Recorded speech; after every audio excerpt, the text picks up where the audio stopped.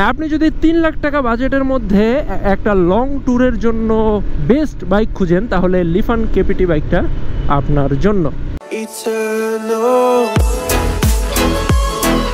আসসালামু আলাইকুম সবাইকে, কি অবস্থা সবার? আশা করি সবাই ভালো আছেন and welcome to my YouTube channel HB Vlogs। তো লিফান কেপিটি বাইকটা আমি বর্তমানে রাইড করতেছি, আপনারা দেখতেই পাচ্ছেন।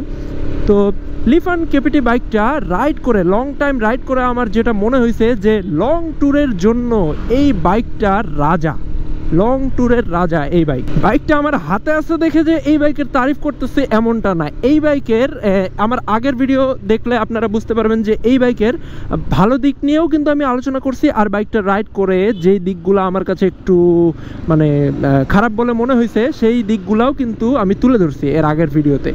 তো এক কথায় বলতে গেলে লং ট্যুরের জন্য এই বাইকের মানে কোনো বিকল্প নাই।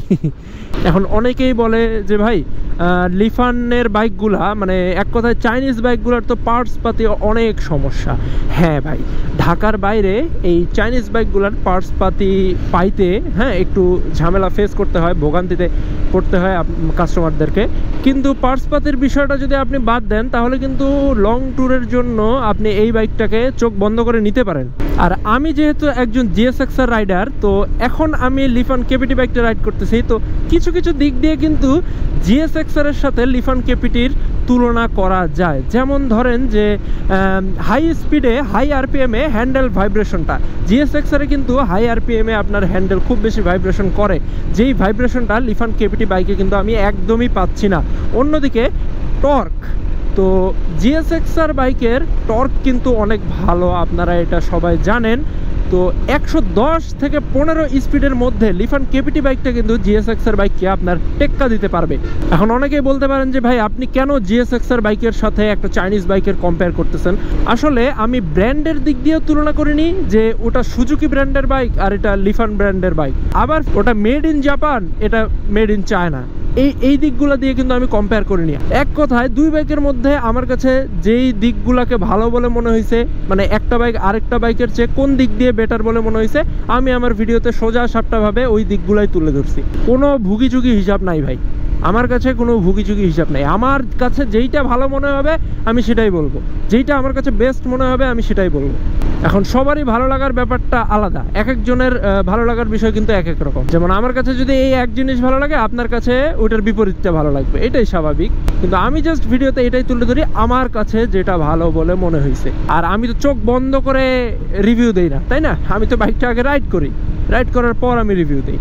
তো আমার কাছে লিফান কেপিটির এই জিনিসগুলো ভালো লাগছে দেখেই আমি আমার ভিডিওতে তুলে ধরছি।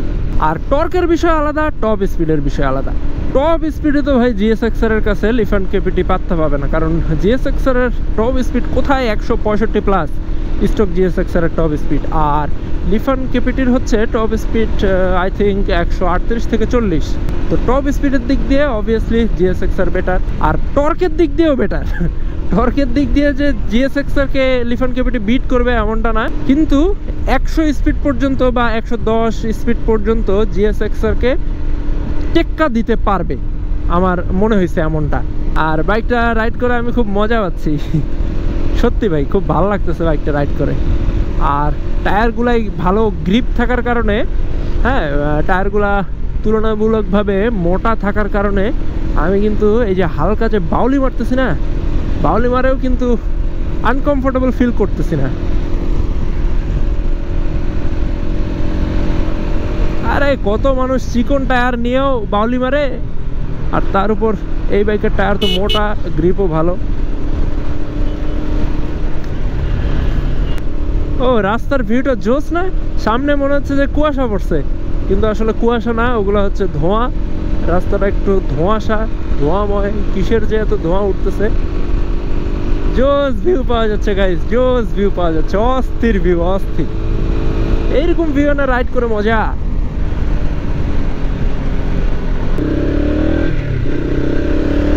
সাউন্ডটা কিন্তু ভালো লাগে কেপিটির, হাই RPM-এ সাউন্ডটা অনেক সুন্দর, বেসটা অনেক ভালো, স্টক এক্সজস্টেরই।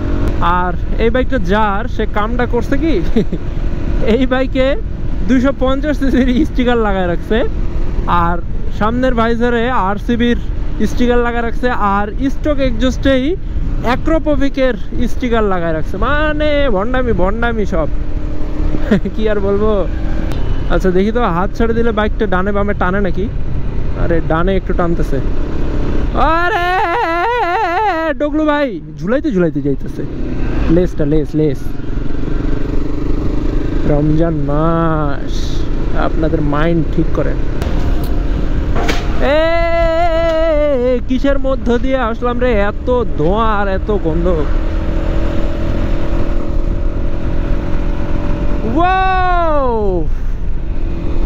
চলো গাইস, হাইওয়েতে তো বাইকটা নিয়ে অনেকক্ষণ রাইড দিলাম, চলেন এবার সিটির রাস্তায় একটু ঢোকা যাক। ওকে, সামনেই হচ্ছে সিটির রোড, সামনে হচ্ছে র্যাব ক্যাম্প, তার সামনে হচ্ছে মেডিকেল।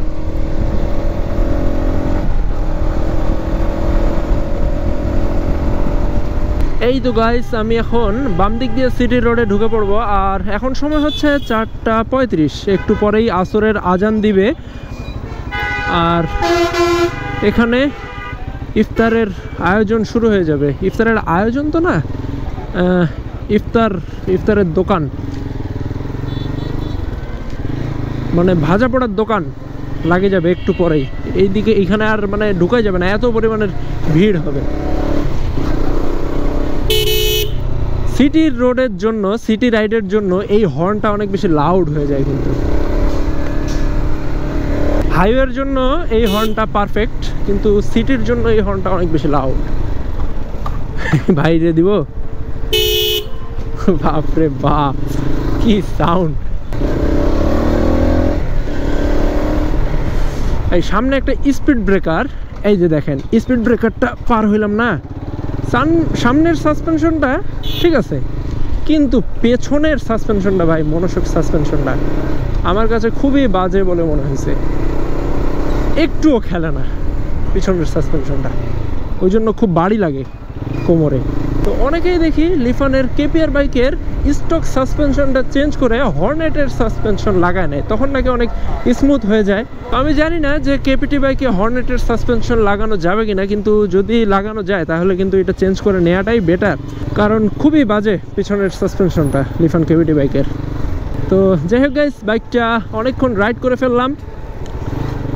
তো আপনারা অবশ্যই জানাবেন যে লিফান কেপিটি বাইকটা আপনাদেরকে কেমন লাগে। তো এই ভিডিওটা আর বড় না করি, আবার দেখা হবে আপনাদের সাথে নেক্সট ব্লগে কোনো এক টপিকের উপর। তো ততদিন সবাই ভালো থাকবেন, সুস্থ থাকবেন, আর অবশ্যই সেফলি রাইড করবেন। আল্লাহ হাফেজ, টাটা।